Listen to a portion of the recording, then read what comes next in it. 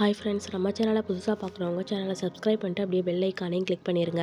ஸ்டார்டிங்லேயே அந்த தென்னாட்டு இளவரசர் வந்திருப்பார்ல, அவர் வந்து மன்னர்கிட்ட பேசிகிட்டு இருக்காரு. எங்கள் நாட்டில் வந்து கனிம வளங்கள் வந்து புதுசாக வந்திருக்கு, அதனால் உங்கள் ஊரில் வந்து நாங்கள் கடை வச்சு நடத்திக்கிறோம் அப்படின்னு சொன்னதுக்கு அதுக்கு சரின்னு சொல்லிடுவார். ஆனால் எங்களோட படைகளை மேம்படுத்தணும், அதுக்காகவும் நீங்கள் உதவி புரியணும் அப்படின்னு சொல்லிட்டு இவன் கேட்பான். அதுக்கு அரசர் வந்து ரொம்ப கோவப்பட்டுட்டு, நீ என்ன நினச்சிக்கிட்டு இருக்க உன் மனசில், நீ என்ன கேட்டாலும் நாங்கள் செஞ்சு தருவோம்னு நினச்சிக்கிட்டு இருக்கியா, உன்னை இப்போவே கொண்டு போட்டுறேன்னு சொல்லிட்டு அவங்க ஆளுங்களை வச்சு மடக்க சொல்லுவான்.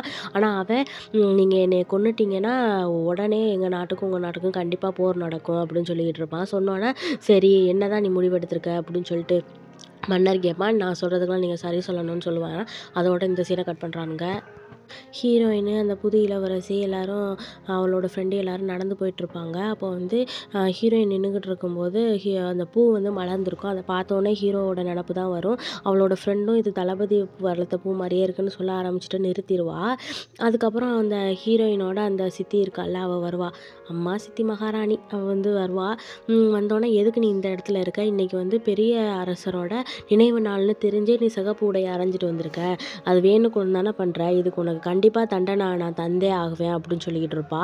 அதுக்கு அந்த ஃப்ரெண்டுக்காரி இல்லை, இந்த இளவரசி புது இளவரசி வந்திருக்காள், அவள் வந்து யார்கிட்ட என்ன பேசிகிட்டு இருக்குன்னு சொல்லிட்டு இழுத்து அவளை அரைஞ்சி விட்ருவா. அரைஞ்சி விட்டோன்னே யார் மேலடி கை வச்சேன், நான் இந்த இடத்தையே ஆண்டுட்டு வந்தவன் அப்படின்னு சொல்லுவா. அதுக்கு ஹீரோயின் வந்து இதுக்கு தண்டனையை நான் ஏற்றுக்கிறேன் அப்படின்னு சொல்லிட்டு இடையில வருவா. அதுக்குள்ளேயும் ஹீரோ வந்து தடுத்துட்டு இந்த மாதிரி நடந்துருச்சு, அதுக்கு என்னை நான் பொறுப்பேற்றுக்கிறேன், என்னை மன்னிச்சிருங்க அப்படின்னு சொல்லிட்டு இவனும் கேட்பான். நீ அவளை ஹீரோயினை உடனே கைது செய்ய அப்படின்னு சொல்கிறதுக்கு ஹீரோ இல்லை, நீங்கள் சொல்கிறத என்னால் செய்ய முடியாது, அரசர் சொல்கிறத மட்டும்தான் என்னால் கேட்க முடியும், தயவுசெய்து கோவப்படாதீங்க, நீங்கள் கிளம்புங்க அப்படின்னு சொல்லிட்டு அவளை கிளப்பி விட்ருவான். இங்கே ஹீரோயின் வந்து அந்த தென் இளவரசிட்ட இந்த மாதிரி நீங்கள் பண்ண தப்பை நானே ஏற்றுக்கிறேன், அவங்கக்கிட்ட நானே சொல்லிக்கிறேன், இதனால் உங்களுக்கு எந்த பிரச்சனையும் வராது அப்படின்னு சொல்லிட்டு ஹீரோயின் பேசுகிறா. ஏன் லூசு மாதிரி பேசாத, உங்கள் கனிம வளங்கள் எங்கள்கிட்ட இருக்குது, உங்கள் அப்பா என் மேலே கோவம்லாம் படமாட்டார், நீ நான் சொன்னனே சொல்லிக்கலாம் அப்படின்னு சொல்லுவா. அப்போ நீங்கள் சொல்கிறேன்னு சொல்லிட்டு ஹீரோயினும் ஒத்துக்குவா. இங்கே பார்த்தா அந்த மகாராணி வந்து அவங்க பையன் சொந்த பையன்கிட்ட உட்காந்து அழுகுது. நான் இந்த இடத்துல எப்பேற்பட்ட இடத்துல வாழ்ந்திருக்கேன், என்னையே எல்லாரும் முன்னாடியும் அவள் அசிங்கப்படுத்திட்டா அப்படின்னு சொல்லி அழுகுறா. அதனால் அவன் அகங்காரம் வந்து அவளை நான் சும்மாவே விட மாட்டேன், இதற்கான தண்டனை அவள் அனுபவிச்சே ஆவான்னு சொல்லிட்டு அந்த இடத்த விட்டு கிளம்புறான். இந்த விஷயத்தை வந்து இந்த நானா பொண்ணு தெரிஞ்சுக்கிட்டு ஹீரோயின் கிட்ட சொல்கிறதுக்காண்டி அவள் ரூமுக்கு வரா. வந்ததுக்கப்புறம் இந்த இளவரசி வந்து நீ யார், நீ எதுக்கு இங்கே வந்து பேசிகிட்டு இருக்க அப்படின்னு சொல்லி கேட்பா.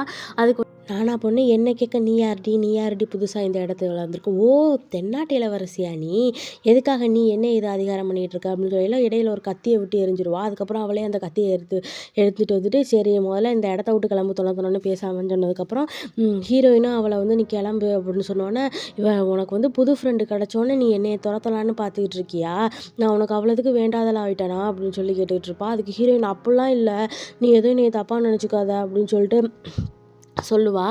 அதுக்கப்புறம் விடு என்னைய, நான் இந்த இடத்த விட்டு போகிறேன், உனக்கு வந்து இப்போ வந்து அவள் தானே முக்கியமாக போயிட்டா, நான் எவ்வளோ ஆர்வமாக உன்னை வந்து காப்பாற்றணுங்கிறதுக்காக விஷயம் தெரிஞ்சவொன்னே ஓடி வந்து உன்கிட்ட சொல்கிறதுக்காக வந்தேன், ஆனால் நீ வந்து என்னை மதிக்கவே மாட்டேன்னு சொல்லிட்டு அவள் அந்த இடத்த விட்டு போயிடுவா. ஹீரோயின் அந்த இடத்த விட்டு போகிறதுக்கு முன்னாடி இந்த இளவரசி பொண்ணு கேட்கும், உனக்கும் தளபதிக்கும் என்ன இருக்குது அப்படின்னு சொல்லி கேட்கும். அவள் ஒன்றும் இல்லைன்னு சொல்லுவாள். அதோட உங்கள் விஷயம் எனக்கு எதுக்கு அப்படின்னு சொல்லுவாள். அதுக்கப்புறம் ஹீரோயின் வந்து நானா பொண்ணை பார்க்குறதுக்காண்டி வரும், எனக்கு நீ தின்பண்டங்கள்லாம் வாங்கி தரணும் மறந்துட்டியா அப்படின்னு சொல்லி கேட்பா ஹீரோயின். அதுக்கு நானா பொண்ணு அப்போ இந்த தோடை வச்சுக்கோன்னு சொல்லிட்டு 2 தோடையும் கழட்டி கொடுப்பா. என்னைய பார்த்தா உனக்கு பொருள் வாங்குற மாதிரியா தெரியுது, நான் சும்மா தான் உங்ககிட்ட விளையாட்டுக்கு கேட்டேன் அப்படின்னு சொல்லிட்டு ஹீரோயின் சொல்லுவா. நான் வந்து உனக்காக தானே வந்தேன், நீ அவளுக்காக என்னையே துரத்துற பற்றியா அப்படின்னு சொல்லிட்டு கேட்பா. அதுக்கப்புறம் தளபதியை பற்றி நீ என்ன நினச்சிக்கிட்டு இருக்க, நீ அந்த இடத்துக்கு போகலையா அப்படின்னு சொல்லிட்டு நானா பொண்ணு கேட்கும். அதுக்கு இல்லை நான் அதை பற்றி யோசிக்கலை, அவர் வந்து நான் கூட இருந்தால் ரொம்ப தனிமையாக யோசிப்பார்னு எனக்கு பயமாக இருக்குது, அதனால தான் நான் அவரை விட்டு பிரிஞ்சு வந்துட்டேன் அப்படின்னு சொல்கிறா ஹீரோயின். அதுக்கு நீ இன்னமும் மனசில் இருந்து அவரை தூக்கி எறியலையா, நான் என் மனசுலேருந்து அவரை கண்டிப்பாக தூக்கி எறிஞ்சிட்டேன், அதனால தான் உங்ககிட்ட நான் இப்படி வெளிப்படையாக இருக்கேன் அப்படின்னு சொல்லிகிட்டு இருப்பா. மனசை திறந்து காமிக்கணும்னு சொல்லி பேசிகிட்டு இருப்பா. அப்போ ஹீரோயின் வந்து மனசை திறந்து காமிக்கணுமா அப்படின்னு சொல்லி கேட்டதுக்கப்புறம் இவளுக்கு வந்து அவனோட ஞாபகம் தான் வருது. ஏன்னா அன்னைக்கு அவள் இந்த மாதிரி அந்த இடத்துல இந்த மாதிரி பார்த்துருப்பாள்ல, அதை நினச்சிட்டு இவள் வந்து இப்போ எதுக்கு நான் அவனை பற்றி நினைக்கிறேன், சரி சரி எனக்கு அவசரமாக ஒரு வேலை இருக்குது நான் போகிறேன் அப்படின்னு சொல்லிட்டு அவள் ஓடிடுவா. அப்புறம் ஹீரோயின் அவளை நினச்சி சிரிச்சுக்கிட்டு இருப்பா. அதுக்கப்புறம் ஹீரோவை நினச்சிட்டு நான் அவர்கிட்ட உண்மையாலுமே மனசு திறந்து உண்மையை பேசியிருக்கணுமோ, அவர்கிட்ட நான் இன்னும் பேசினா தான் நம்மளை பற்றி தெரிஞ்சுக்கணும் அப்படின்னு நினச்சிட்டு ஹீரோயின் யோசிச்சுட்டு இருப்பா. அதுக்கப்புறம் நானா பொண்ணு வந்து அந்த இடத்து வழியாக நடந்து வந்துக்கிட்டு இருக்கோம். அப்போ அந்த தூதர் பையனுக்கு வந்து ஒரு பொண்ணு ஸ்வீட்டு கொடுத்துட்டு போகும். அதை பார்த்தோன்னே என்கிட்ட அவளை நல்லவன் மாதிரி நடித்தான், இப்போ பாரு எவ்வளோ கேடி வேலையெல்லாம் பார்க்குறான், பிம்பிளி காப்பிலா, இப்போ இருடா நீ செத்தடா பொம்மரகடா மண்டையா அப்படின்னு சொல்லிக்கிட்டு இருப்பா. ஆனால் அவன் வந்ததுக்கப்புறம் ஓடுவா. அவன் கூப்பிட்டு எதுக்கு நில்லு நானான்னு சொல்லி கூப்பிட்டு நிற்க சொல்லுவான். அவள் எதுக்காக என்னை நிற்க சொல்கிற அப்படின்னு சொல்லி கேட்பா. அதுக்கு அவன் எனக்கு தெரியும் உனக்கு என்னைய பிடிக்கும்னு, எதுக்காக வெட்கப்படுற? நீ தான் சொல்லியிருக்கியே நான் ரொம்ப நல்லவன், நான் பணத்துக்கு ஆசைப்பட மாட்டேன், ரொம்ப திறமையானவன், என்னை பற்றி எல்லாமே நான் வர்ணித்து சொல்லியிருக்கியே, முக்கியமாக என்னைய கல்யாணம் பண்ணிக்குவேன்னு கூட உங்கள் அப்பாட்ட சொல்லியிருக்கியே அப்படின்னு சொல்லிக்கிட்டு இருப்பான். அதுக்கு அவள் இந்த அப்பங்காரங்கிட்ட சொன்னால் விளையாட்டுக்கு சொன்னால் அவன் வந்து இதை போய் இவன்ட்ட அப்படியே போட்டு கொடுத்துருக்கான் பாரேன், சரி அப்படின்னு சொல்லிட்டு அவன்கிட்ட சொல்லுவா. நீ வெட்கப்படாத, அவன் எதுவாக இருந்தாலும் நான் வந்து உங்கள் அப்பாட்ட பேசிக்கிறேன் அப்படின்னு சொல்லிட்டு இவன் சொல்லுவான். அதுக்கு இந்த நானா பொண்ணு, ஏய் நீ பாட்டு தப்பாக நினச்சிக்காத, நான் வந்து எங்கள் அப்பாட்ட சும்மா சமாளிக்கிறதுக்காக மட்டும்தான் சொன்னேன், மற்றபடி வேறு எதுவுமே இல்லை, அதெல்லாம் சும்மா சொன்னது தான் அப்படின்னு சொல்லுவா.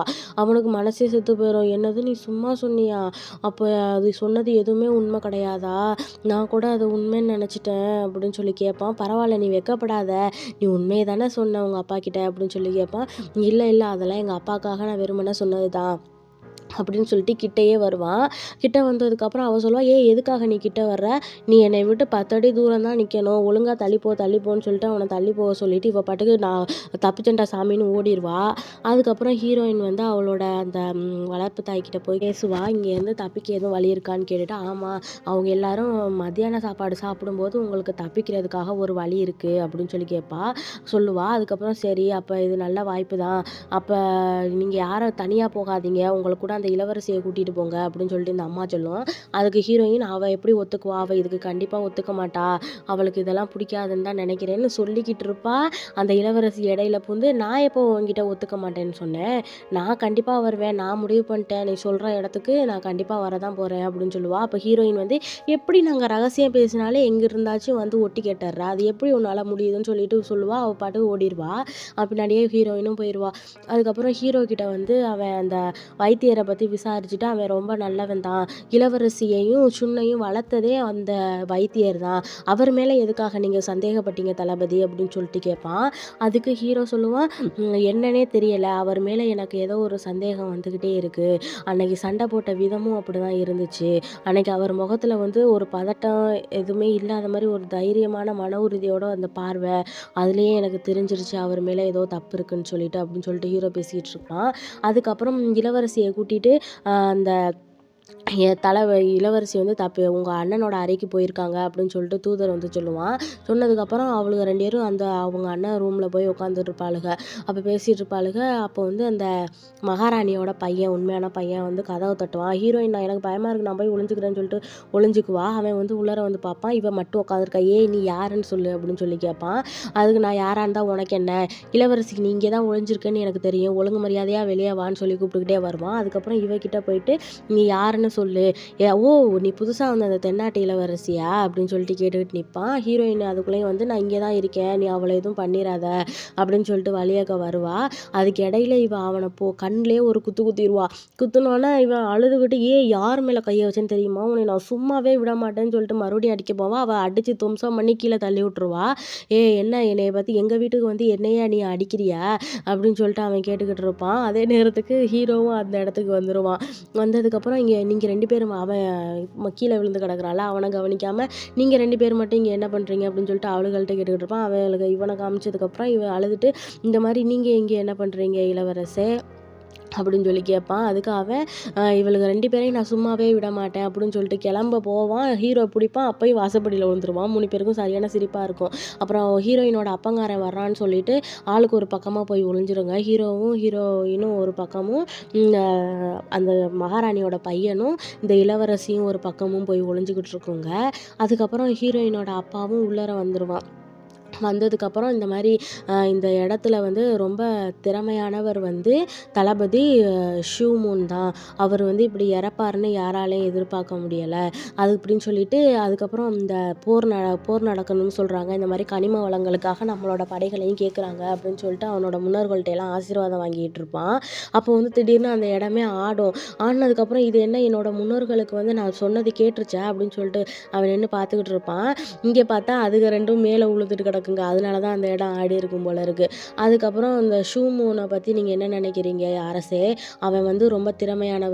அவர் வந்து இருந்திருந்தா இந்த நேரத்துக்கு இந்த மாரி பிரச்சனையே வந்திருந்திருக்காது. எல்லாத்தையும் அவரே சமாளிச்சிருப்பாரு அப்படின்னு சொல்லிட்டு அவங்க அண்ணங்காரன பத்தி பேசிட்டு இருப்பானுங்க. அப்ப ஹீரோ இதெல்லாம் கேட்டுக்கிட்டு தான் இருக்கான். அப்ப இந்த மாரி அவரு என்ன பண்றது? அவரோட விதி முடிஞ்சிருச்சு. இப்படி ஒரு தீ விபத்துல இறந்து போகணும்னு அவருக்கு எழுதி இருந்திருக்கு. அப்படின்னு சொல்லிட்டு, சரி தளபதியும் அப்படித்தானே இருப்பாரு அப்படின்னு சொல்லி, ஆமா தளபதி அப்படிதான் இருக்காரு. ஆனா என்னோட பொண்ணு தான் அதுக்கு கோஆப்பரேஷன் பண்ண மாட்டேங்கிறா. அவ எனக்கு ஒரு தகவலையும் சொல்ல மாட்டேங்கிறா அப்படின்னு சொல்லிட்டு பேசிக்கிட்டு இருப்பான். அத கேட்டதுக்கப்புறம் ஹீரோயினோட கையில வந்து எழுதுவான். "நீ கவலைப்படாத. நான் உன்னைய வந்து உண்மையாலுமே முழுசா நம்புறேன்" அப்படின்னு சொல்லிட்டு கையில எழுதி காமிப்பான். இவ வந்து அவன் மேல விழுகவும், இவ வந்து கண்ணாலேயே எரிச்சுக்கிட்டு இருக்கா அவன. அதுக்கப்புறம் சரின்னு சொல்லிட்டு 2 பேரும் தப்பிச்சு ஓடியாரலான்னு சொல்லிட்டு ஹீரோயினும் முதல்ல தப்பிச்சு ஓடியாந்துட்டாங்க. அப்புறம் ஆட்கள்லாம் பின்னாடி தொரத்த ஆரம்பிச்சுட்டாங்க. தொரத்த ஆரம்பிச்சோனே வேற ஆள்ன்னு நெனச்சு தான் தொரத்திட்டு இருக்கானுங்க.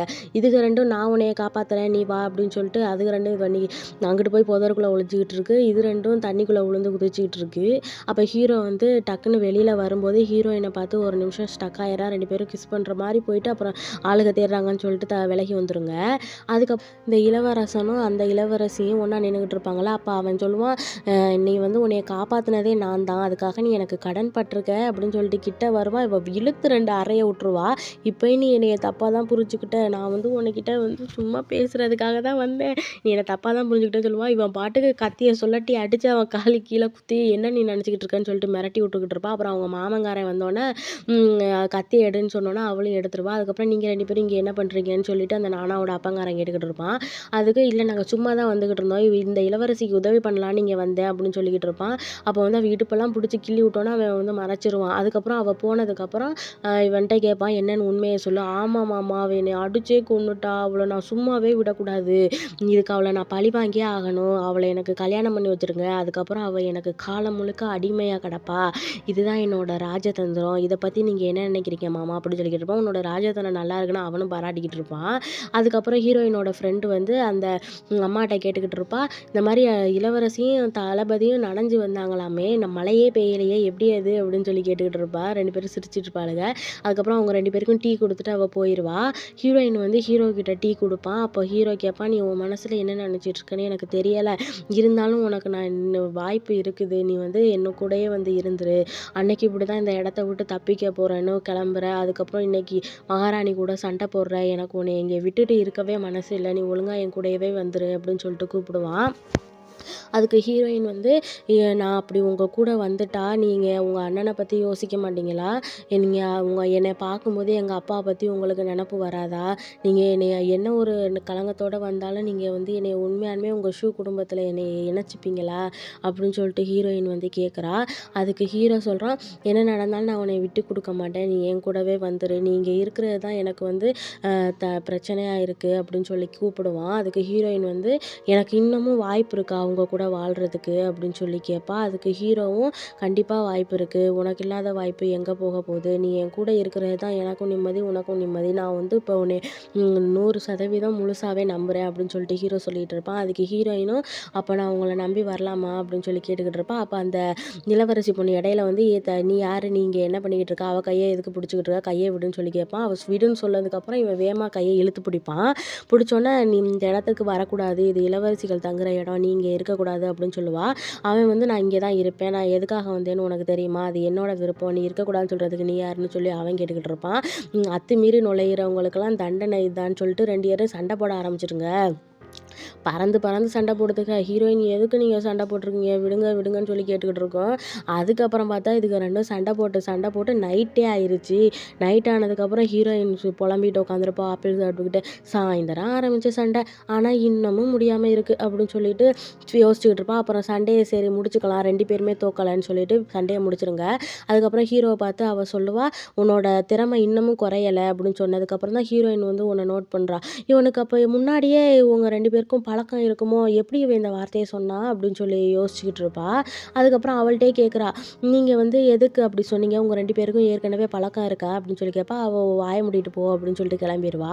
அதுக்கப்புறம் இந்த ஃப்ரெண்டுக்காரியை காமிச்சா, அவள் வந்து அந்த ஹீரோவோட அண்ணன் இருக்கான்ல, அவனை பற்றி யோசிச்சுக்கிட்டு இருக்கா. இவங்க 2 பேருக்குள்ளே என்ன இருக்குன்னு தெரில, அவனோட ட்ரெஸ்ஸை பார்த்து யோசிச்சுக்கிட்டு இருக்கா. அதை ஹீரோ நோட் பண்ணிட்டு கேட்குறான், தோ தோ உனக்கு வந்து எங்கள் அண்ணனை பற்றி தெரியுமா அப்படின்னு சொல்லிட்டு அவன் கேட்குறான். அதுக்கு வந்து முழிக்கிறா. அதோட இந்த எபிசோட் முடியுது. நெக்ஸ்ட் எபிசோடில் பார்க்கலாம். பாய்.